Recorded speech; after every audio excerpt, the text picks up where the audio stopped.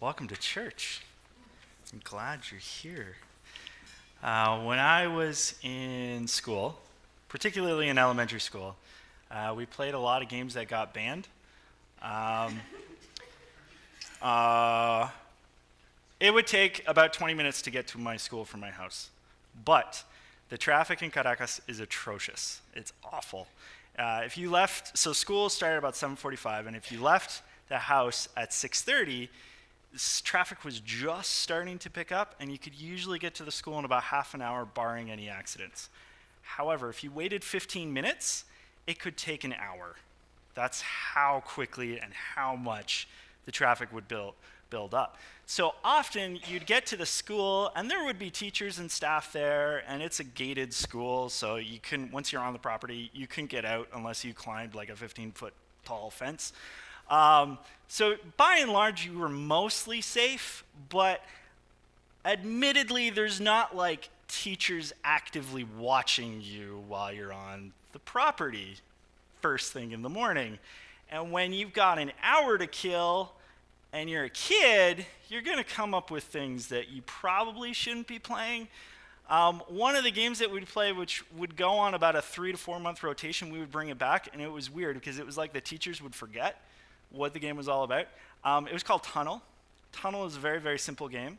You play it with a can and a wall. You get a can, you crush the can. You now have a can you can kick because it's kind of flat. And so you're kicking the can around, and eventually the can goes between somebody's legs. And if it goes between your legs, you have to run and touch a wall. The game sounds tame, but here's the catch. If it goes between your legs, everybody starts chanting, tunnel, tunnel, tunnel, and they kick you. Repeatedly. Like, it's not like one kick and you're done. It's like a mob forms around you and starts like kicking you as hard as they can. And so eventually you'd get to the wall, everybody would back off, all right? Here's the thing. It inspired vengeance and wrath in children because they're like, you kicked me too hard. And so then you'd like get targeted and you'd be like, I'm going to get the can through your legs. And then you'd get the can through their legs, and you weren't just kicking anymore, you were like hooking and pulling because you wanted that kid to drop so you could start like kicking them in the ground while they're like squirming like, I got to get to the wall. No, you're not getting to the wall. And you'd keep people from the wall. That's why the game got banned, okay? Because the way we were playing it was not good. It was not, we were not kind. We were out for blood. We were out for vengeance. There were kids that would get targeted. And that's going to be what we're talking about today. What do we do when we feel vengeance? When we've been wronged? How do we respond to that? What do we do when we feel this urge to get even? All right, and that's what Psalm 129 explores. So if you have a Bible, I invite you to turn there. We're continuing in the Songs of Ascents. There are 15 psalms that record things that we need to consider as we're following and pursuing relationship with God. One of the things that I love about the Psalms is the roller coaster that they take you on. You'll read a psalm and it sounds almost idyllic and happy. And if you hit that psalm at the wrong time, you can be like, oh, life's not really like that. Like, it's not, strawberries and rainbows and wonderful things. Like, life is hard. Keep reading, because I guarantee you probably the next song is going to be a psalm of lament. And it's going to be talking about the brokenness in the world and what to do with it and how to bring that to God. And that's kind of what's going on with Psalm 129. Up until this point, a lot of the Psalms have been looking at like the ideal. What should we be pursuing in life? And it can leave you a little like, okay, but life's not always like that. What do I do when something rough happens? And then Psalm 129 comes in.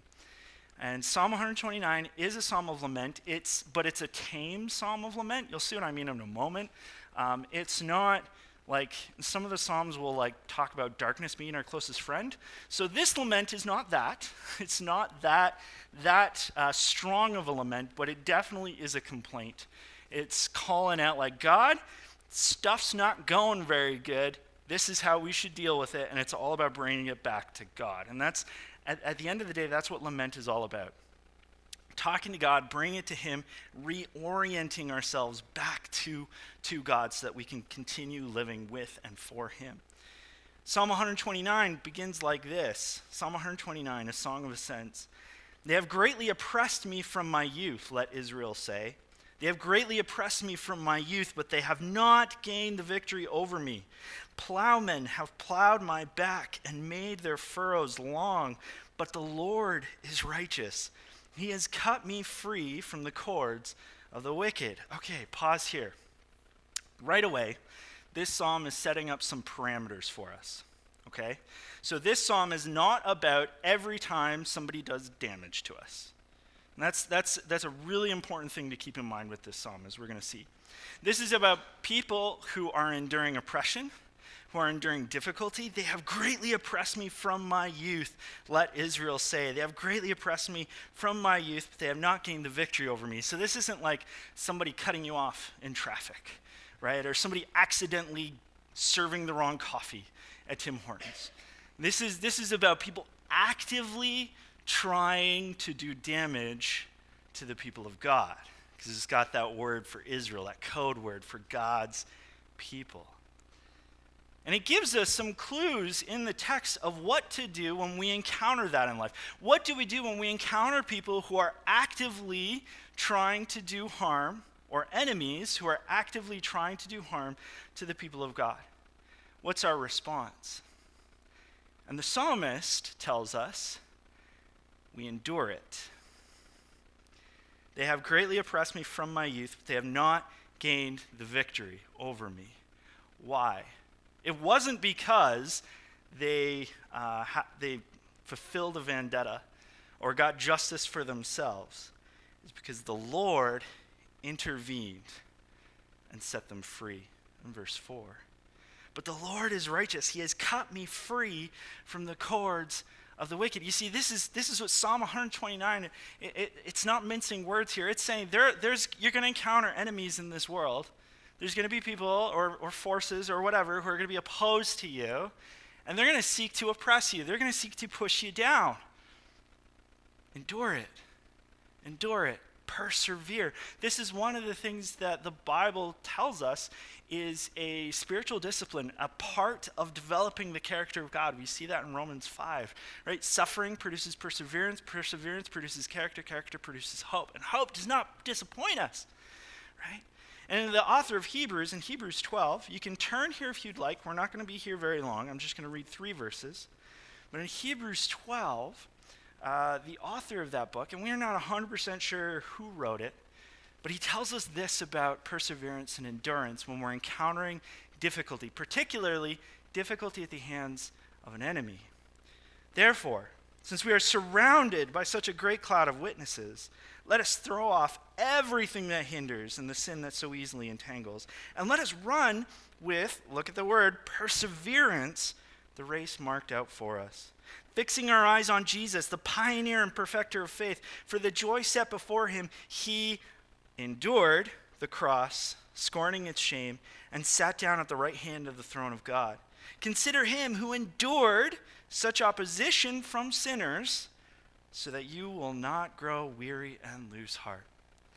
The author of Hebrews, there's a therefore at the beginning of the chapter. And if you ever see a therefore, you have to figure out what the therefore is there for. So the therefore is there because right before this, the author has just spent an entire chapter, right from chapter 11, talking about the saints of faith. And they work through Old Testament people who endured and they persevered and they faced difficulty and challenges and they stuck it out. They had grit. They didn't back down. They went through the difficult thing. And the fascinating thing with Hebrews 11 is he talks about how they were putting their trust in Jesus and they didn't even know it because they hadn't encountered Jesus in the cross yet, but they had hope that God would deal with sin somehow. This is one of the incredible things about the cross, by the way.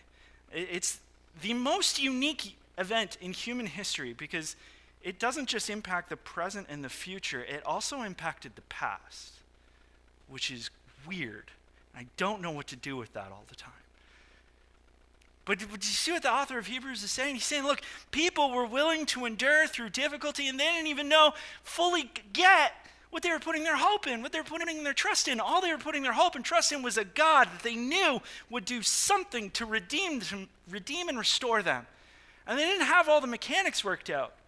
But now they're part of this great crowd of witnesses that are edgy, that are pushing us forward, that are telling us, yeah, persevere, you can do this.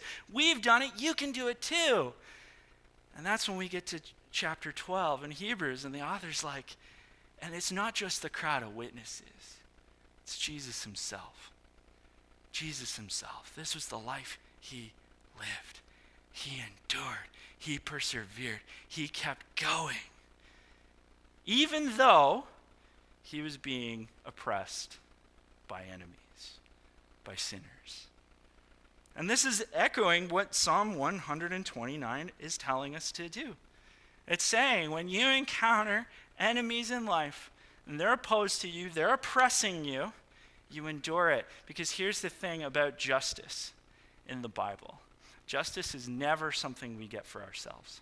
Never. In fact, the illustrations that we have of people trying to get justice for themselves, they always make the situation worse.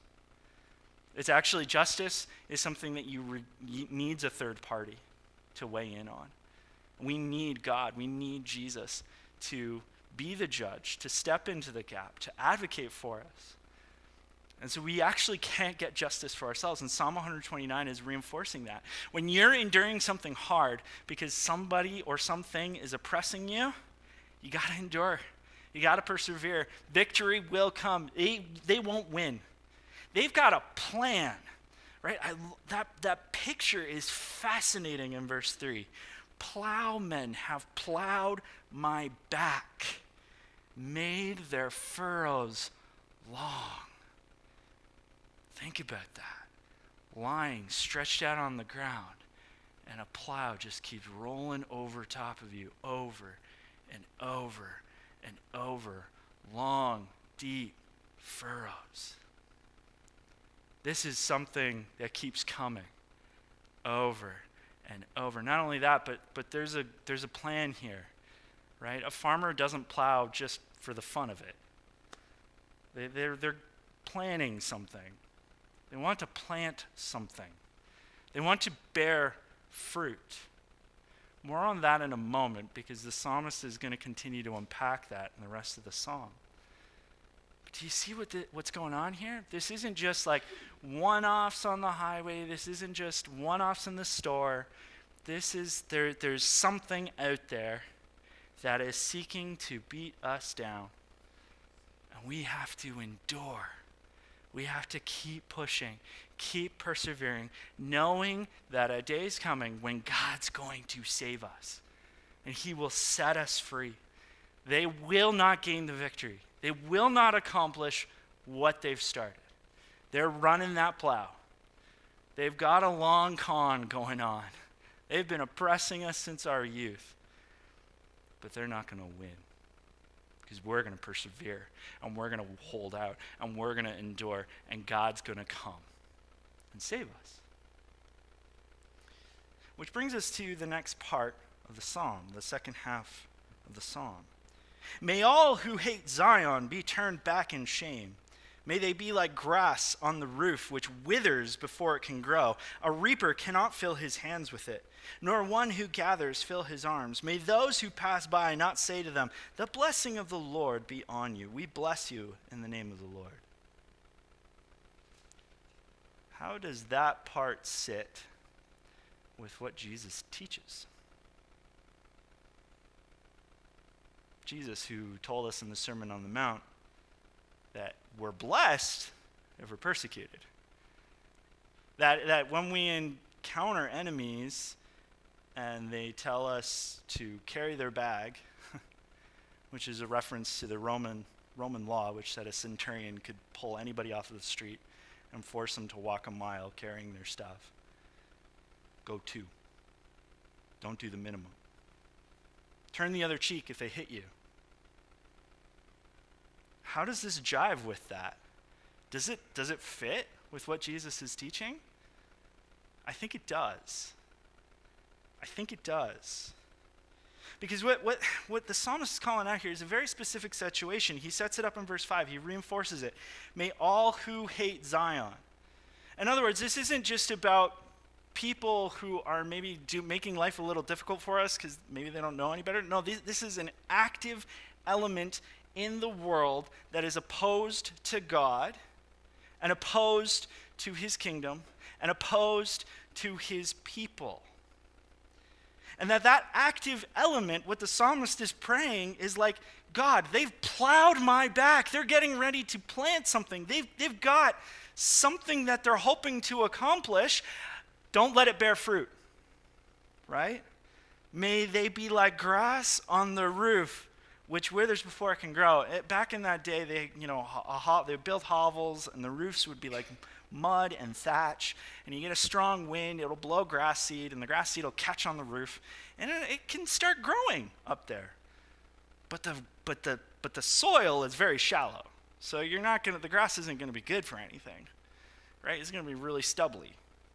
You're not going to be able to do anything with it. And that's what the psalmist is saying. May your plans, those who are opposed to your kingdom, these forces that are opposed to your kingdom, note that he never defines who the enemy is, which is really important.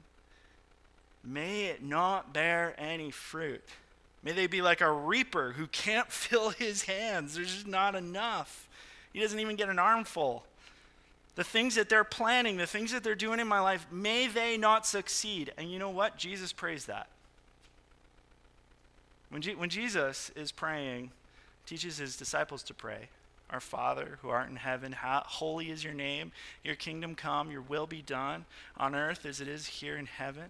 Give us this day our daily bread, and forgive us our sins, even as we forgive those who sin against us. And lead us not into temptation, but deliver us from evil. May the plans of the kingdom of darkness not be fulfilled. Jesus prays this a second time in John 17. We looked at this last night at the men's event. We did a devotional around John 17, and one of the things that Jesus prays is like, God, don't take my disciples out of the world. Keep them in the world, but protect them. Protect them from the plans of the evil one. You see, Jesus starts doing something with what he's doing and teaching in the Gospels. He starts redefining who our enemy is. And he's very clear. There is an enemy. It's a king. It's another kingdom, a kingdom of darkness. And my church in Matthew 16 is going to crash its gates. There is a kingdom. It's why he drove out demons.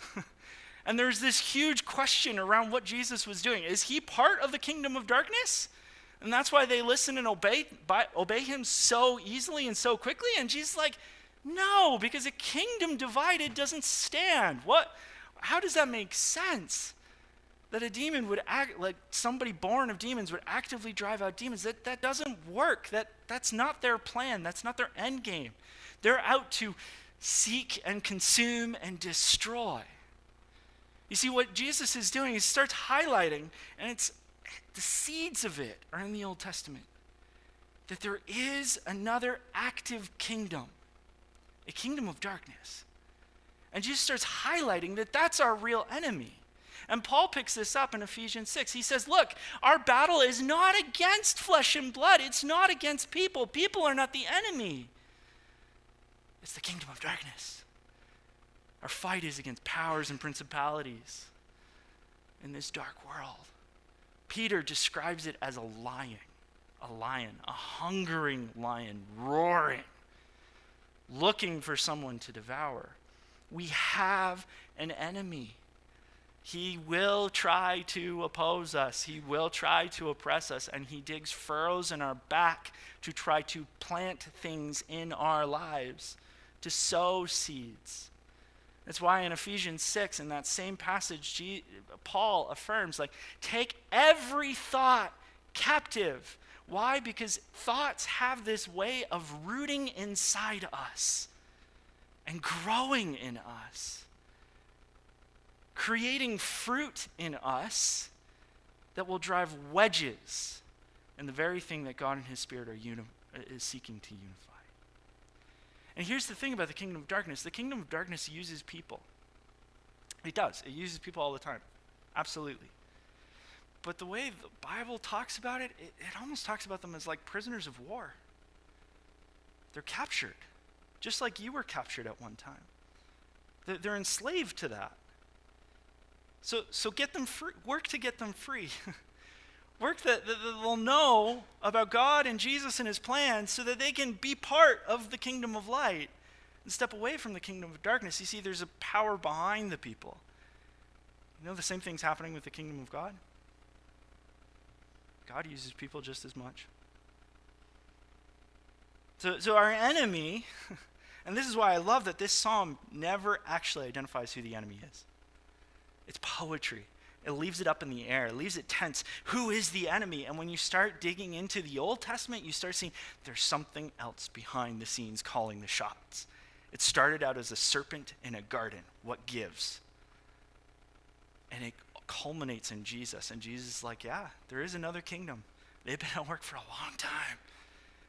And my church is going to crash its gates. And it's not going to be able to stand up to it. Why? Because of this psalm. Because we endure when we're being oppressed. Because we're willing to intercede when we're seeing, hey, the kingdom of darkness they're starting to plow some stuff here. And they're getting ready to root some seed. Some anger, some bitterness, some unforgiveness, all the things the apostles warn us about and Jesus warned us about. We need to start interceding. We need to start praying. We need to start going to God and being like, God, let it not bear fruit. Just deal with it. Get rid of it. Let it be like minuscule. Let it have no impact on your people.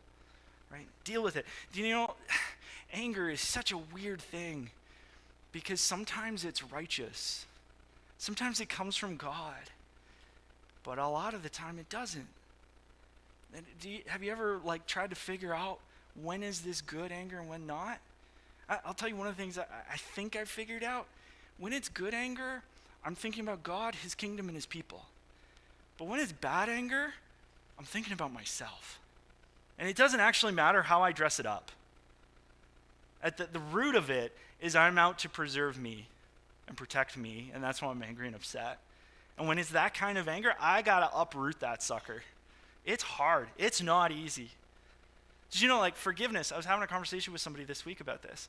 Forgiveness there's nothing emotive about forgiveness.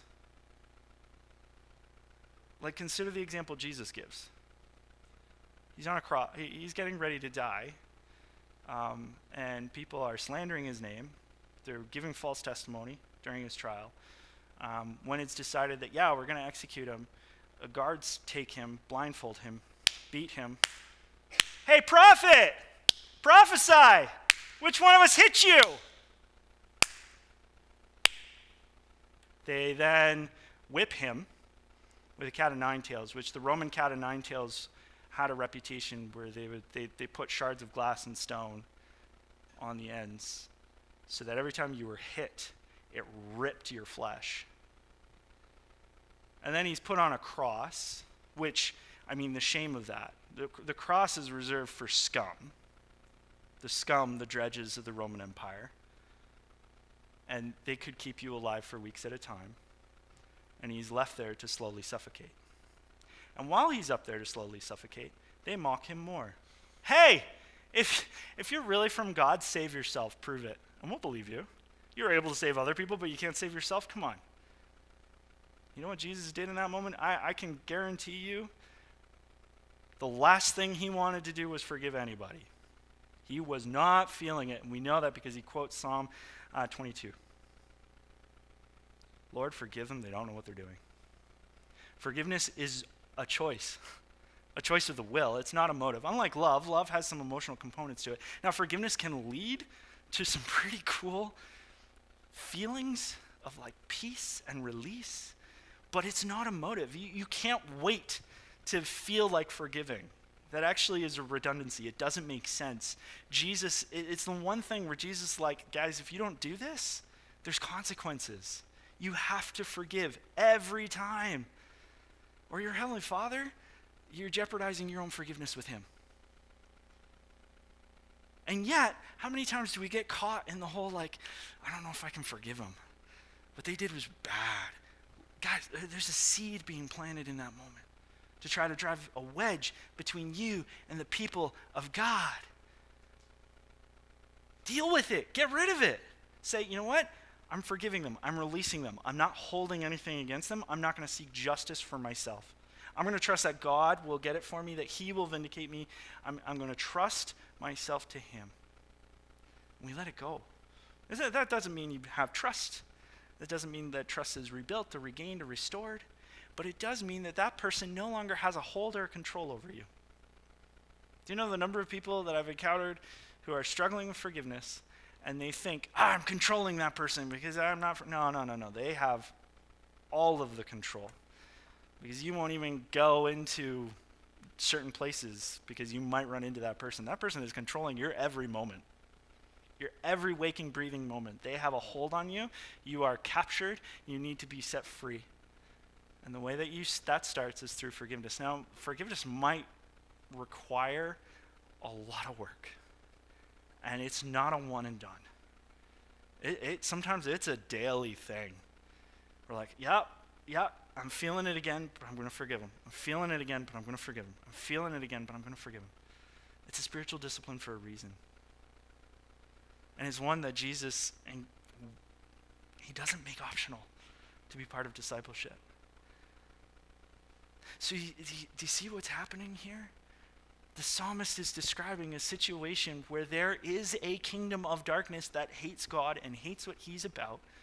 And they've got a long con. They've got plans to dig in and to try to plant some stuff in our lives that will drive a wedge between us and God. And the psalmist here is giving us permission to endure, to persevere, to wait for God to free us, to wait for God to intercede. That doesn't mean you're a doormat, right? And you just blindly accept everything.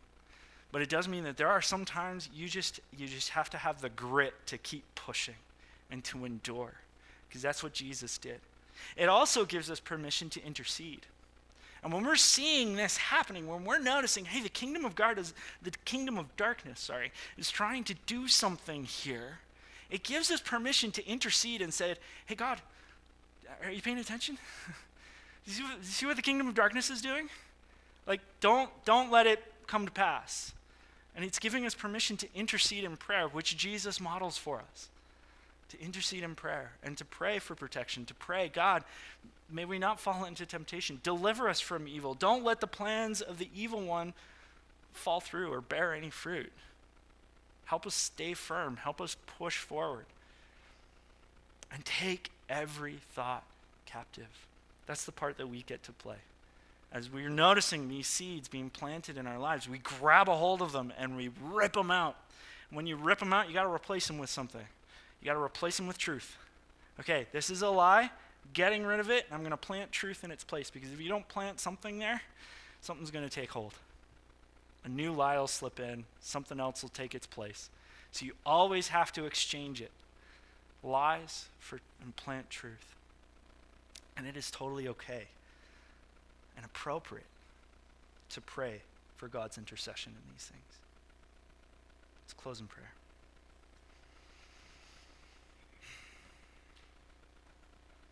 Lord God, we thank you that we get to be a part of this thing called the kingdom.